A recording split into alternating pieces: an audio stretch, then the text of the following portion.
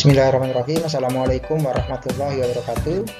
Berjumpa kembali di video kegiatan pendampingan individu 1 atau PU1 bersama saya Bapak Nur Hasanuri dan calon guru penggerak Bu Nunuk Dian Anggraini berasal dari SMA Negeri 1 Kota Gajah.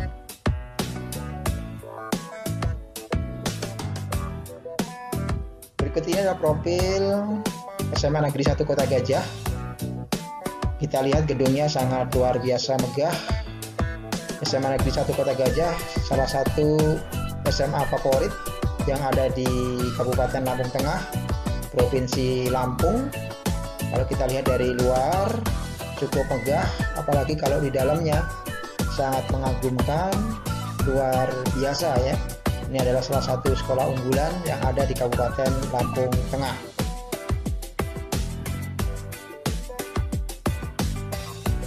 Kemudian ini kita lihat dari depan, tampak halaman depan, tamannya luar biasa cantik ya.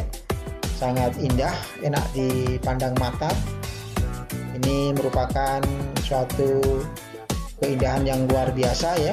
Kalau kita lihat di sini tata letaknya juga sudah luar biasa.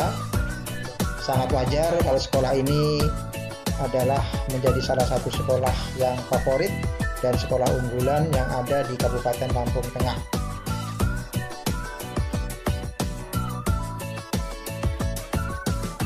Ini tampak juga prestasi yang diperoleh dari SMA ini, terlihat dari banyaknya medali yang diperoleh. Ini sedikit yang terlihat di foto, padahal ini sebenarnya luar biasa banyaknya.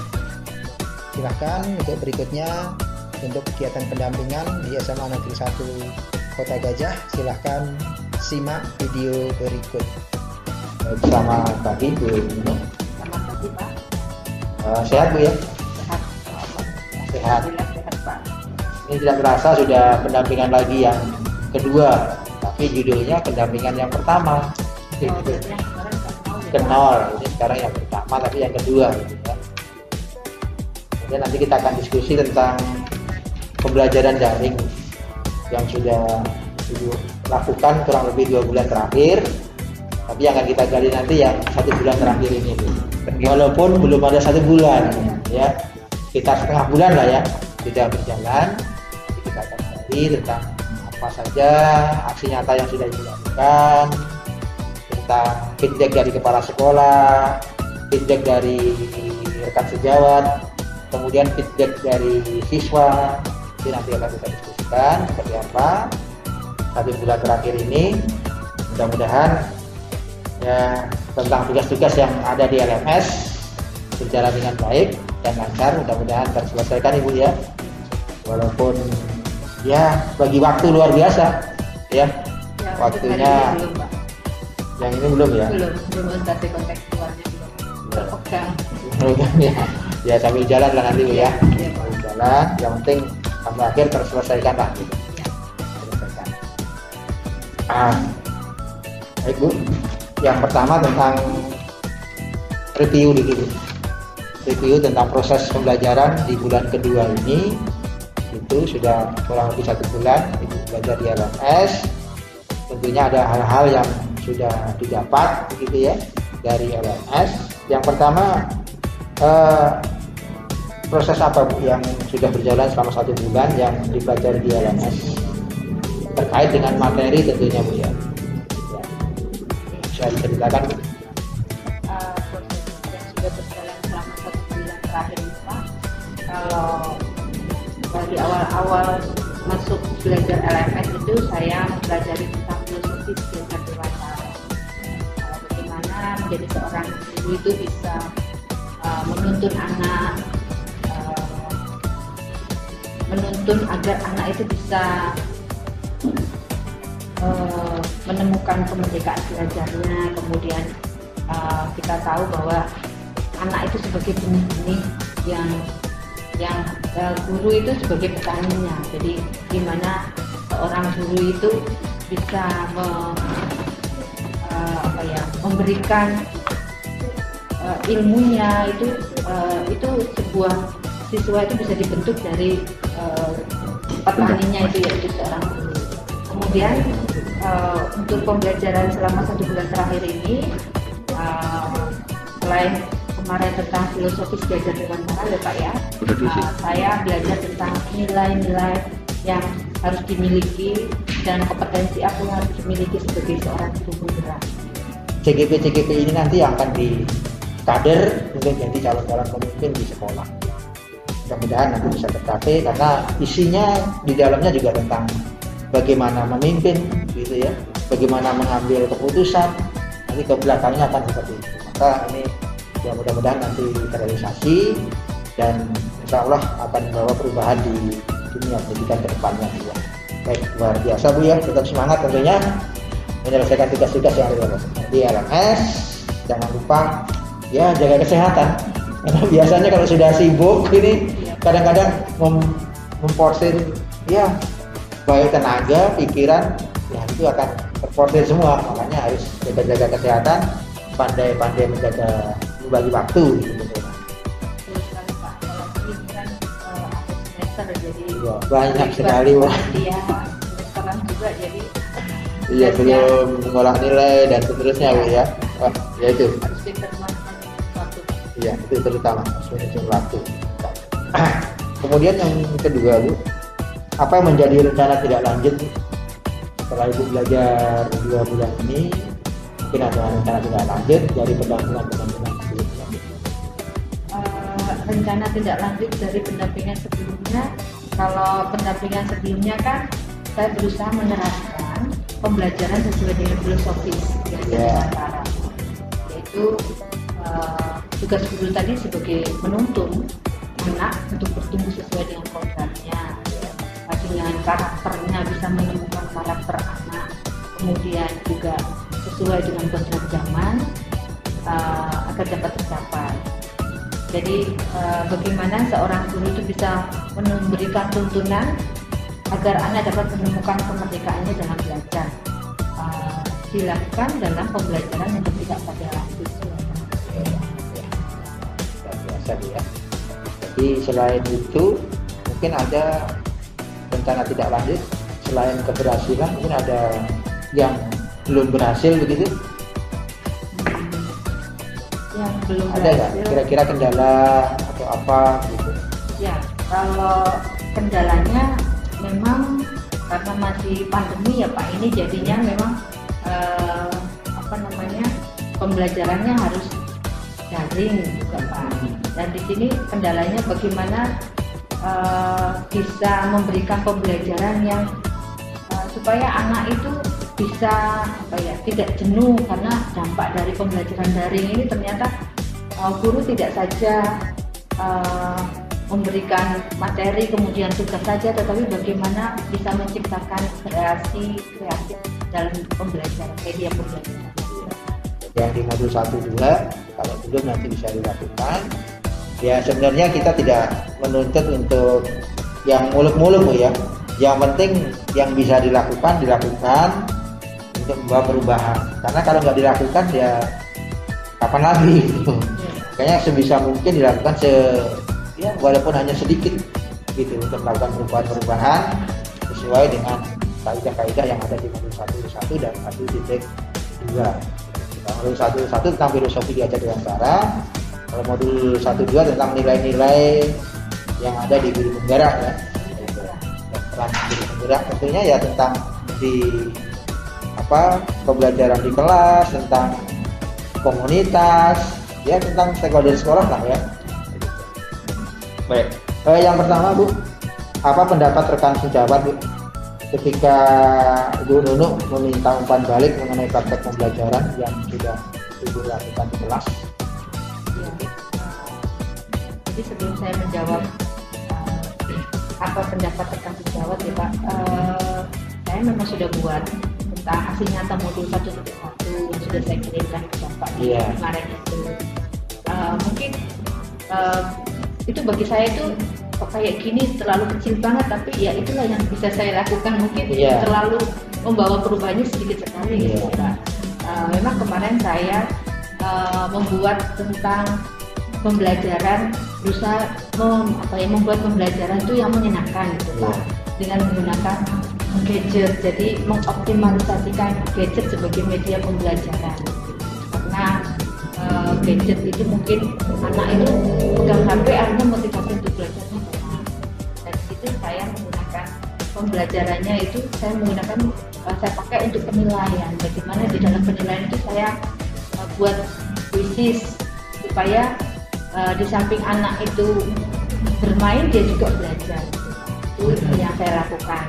Kemudian menjawab pertanyaan apa pendapat rekan sejawat ketika meminta umpan balik mengenai praktik pembelajaran Bapak Ibu di kelas. Ya tentunya sangat mendukung sekali dalam memberikan pembelajaran yang kreatif dan inovatif mungkin, tetapi masih cuma sebatas itu yang bisa saya lakukan Pak. Jadi mensupport tuh ya, iya, intinya ya. Mensupport dengan memberikan mensupport apa yang saya lakukan supaya bisa memberikan pembelajaran yang lebih kreatif. Mudah-mudahan bisa terus berjalan Bu ya, apa yang sudah dilakukan. Kemudian bagaimana Bu Nunung meminta umpan balik kepada rekan sejawat? Mungkin ada trik atau bagaimana? Ya. Saya meminta umpan balik kepada rekan sejawat. Yang saya lakukan pertama, saya memang membagikan video saya kepada teman rekan sejawat. Kalau untuk aksi nyata 1.2 sudah saya share di grup dinas, tentunya banyak orang yang melihat, tetapi memang tidak semua yang merespon Pak. Tapi ada yang memberikan dukungan, lanjutkan Bu Nunung, semangat gitu. Tapi ada beberapa yang memang sangat mendukung. Jadi ketika saya men-share itu, saya menulisnya mohon masukan untuk video aksi nyata saya masih dalam belajar. Jadi ya tentunya saya meminta komentar dulu terhadap aksi nyata yang sudah saya lakukan ini, tujuannya untuk meningkatkan proses pembelajaran. Mudah-mudahan teman-teman yang belum merespon ke depannya lebih proaktif lagi lah Bu ya. Teman-teman kita memang kadang-kadang itu literasinya yang kurang gitu. Kadang-kadang sudah kita share tentang apa masih tanya lagi gitu. Pengumuman apa untuk membacanya kurang gitu. Apalagi video, dia beranggapan waduh ini nanti makan kuota saya. Ya mungkin ada yang sebagian seperti itu. Iya. Tapi awalnya sebenarnya saya malu, saya ini share seperti ini, kira-kira mereka tanggapannya, responnya gimana, tapi saya sudah siap menerima respon baik itu pujian maupun kritikan. Saya pikir itu semua untuk kemajuan saya. Betul. Karena kalau nggak begitu ya kita nggak tahu ada kesalahan atau kekeliruan, nggak ngerti. Maka ya perlu di share supaya ada perbaikan ke depannya. Iya. Ya saya minta umpan baliknya berupa koreksi, bisa berupa pendapat atau ide-idenya yang lain. Kemudian tentunya di perjalanan itu melakukan feedback ya teman sejawat atau umpan balik tuh ya, tentunya ada tantangan yang Ibu rasakan begitu yang bisa diceritakan. Tantangannya pasti ada Pak. Ketika saya ingin membagikan aksi nyata saya, video aksi nyata saya, tentunya saya akan menghadapi guru senior, guru lebih tua, saya sungkan, terus rikuh gitu ya, kan. Terus cuma gini aja kok dibagikan gitu. Ada perasaan seperti itu juga sih. Tetapi ya itu tadi, saya sudah siap untuk menerima kritikan atau masukan. Itu semua untuk kemajuan saya, untuk perbaikan diri saya ke depannya. Baik, selanjutnya tentang refleksi proses pendampingan kita Bu. Ini tentang umpan balik dari siswa. Tadi sudah dari gurunya, sekarang dari siswa. Kalau saya lihat dari video Ibu itu juga udah ada yang testimoni ya dari siswa, sudah positif, ya sudah mendukung, sudah merespon, begitu. Hal yang baik Ibu lakukan, dari penilaian yang tidak monoton, hanya soal tidak ada semua, isi semua gitu ya. Di sana sudah bervariasi, itu sudah termasuk sudah ya memberikan pilihan ke siswa gitu ya, tidak jenuh gitu. Baik, yang pertama Bu, bagaimana Bu Nunu selaku JGP memosisikan murid dalam ekosistem belajar? Apakah dianggap sebagai apa begitu siswa itu dalam ekosistem belajar? Saya memposisikan murid itu sebagai subjek dalam pembelajaran. Jadi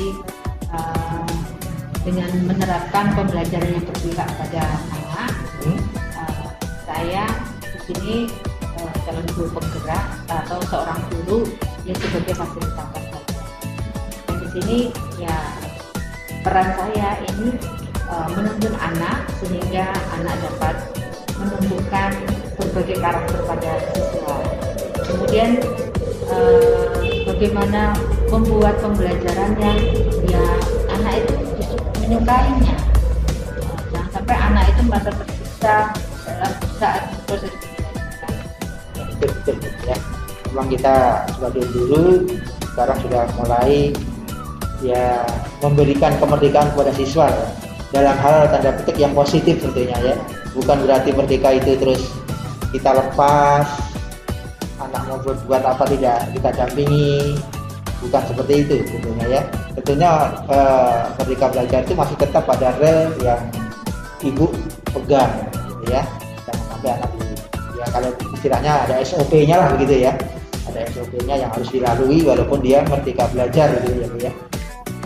Baik. Berikutnya Bu, perubahan apa yang Bu Nunu selaku JGP rasakan dalam hal interaksi antara interaksi yang Ibu lakukan dengan siswa? Ya, yang saya lakukan di sini dalam interaksi dengan murid, saya tidak membatasi interaksi dalam lingkup akademis saja. Ya.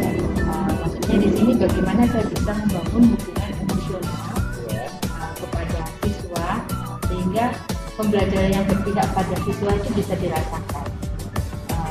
Ini saya sebagai seorang pendidik ini tidak saja sebatas mendidik saja, tetapi bagaimana saya bisa menempatkan dia sebagai teman, sehingga saya bisa membantu ketika dia menghadapi kesulitan. Jadi interaksinya tidak satu arah Pak, tetapi interaksinya bisa dua arah. Ya, itu memang jadi tidak membatasi pada akademik pada saat proses belajar saja, tetapi bisa membangun hubungan yang lebih dekat. Ya, luar biasa Ibu Nunu ya, sudah memberikan kebebasan kepada anak untuk berinteraksi. Ya, tentunya masih dalam batas ya. Ya. Apalagi kita seorang guru memang dituntut sebenarnya, kebanyakan kita itu kan sekarang ya hanya sebatas mengenal anak, nama, alamat sudah ya. Padahal kalau kita dalami lagi, kita sebagai seorang pendidik itu bukan hanya itu, bahkan dari hal-hal yang luar biasa latar belakang anak itu harus kita pahami ya sebenarnya, sehingga kita dalam mendidik itu tidak salah arah. Kadang anak itu di sekolah itu malas, itu kita hanya menjudge ya malas, bodoh dan seterusnya, padahal kita tidak telusuri latar belakang dia itu di sekolah itu kok tidur ngapa, kita nggak tahu. Padahal mungkin tadi malam itu dia kerja gitu loh. Ya, kadang-kadang kita selaku guru mengabaikan itu gitu. Ya, maka sekarang juga dituntut kita harus mengenal karakter anak ya, dari lingkungannya, dari keluarganya, itu harus kita kenal semuanya. Tidak hanya sekedar nama dan alamat sudah selesai gitu. Itu memang tugas kita ke depan lebih berat juga. Sebagai seorang pendidik itu harus ya mengenal sedalam-dalamnya tentang peserta didik kita. Mudah-mudahan kita diberi kekuatan ya untuk menjalankan itu semua. Ya, nah satu lagi Pak, saya mau bercerita. Di kelas itu kan tentunya kita menemui murid yang bermacam-macam. Iya betul. Ada anak yang memang pintar, rajin, ada juga anak yang bermasalah. Bermasalahnya dalam arti apalagi pembelajaran daring ini akhirnya membuat mereka tuh malas sekali, tugas-tugasnya tidak ada.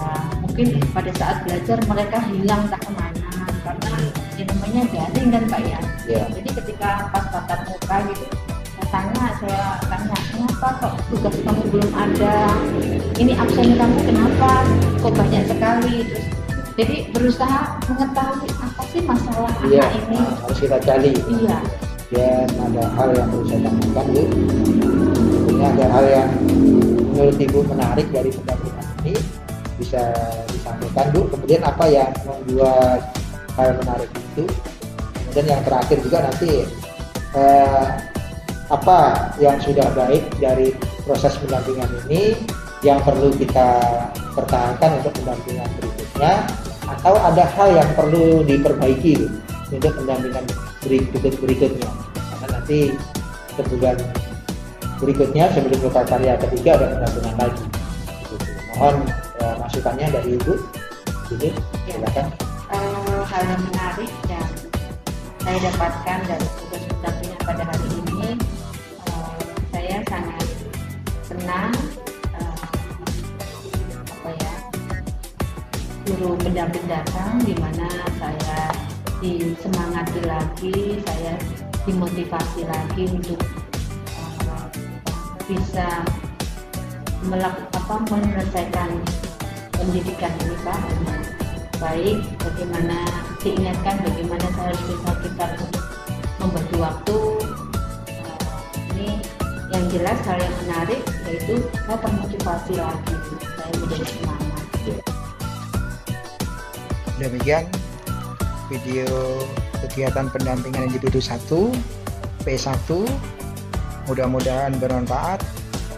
Kalau ada yang baik silahkan diadopsi, ada praktek-praktek baik silahkan diadopsi. Terima kasih, mohon maaf, saya akhiri. Assalamualaikum warahmatullahi wabarakatuh.